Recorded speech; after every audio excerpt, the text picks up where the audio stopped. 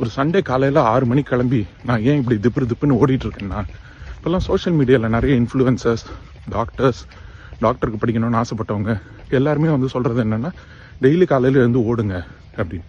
சரி, இவ்வளோ சொல்கிறாங்களேன்னு ஓடிக்கிட்டு இருந்தா ஒரு புது குரூப் ஒருத்தன் உள்ளே வரான். ஓடுறதெல்லாம் உடம்புக்கு ரொம்ப கெடுதல், ஓடிக்கிட்டே இருந்தால் முட்டி முறிஞ்சிரும், கால் கிழிஞ்சிரும், ஓசோனில் ஓட்ட விழுந்துரும்னு என்னென்னமோ சொல்கிறானுங்க.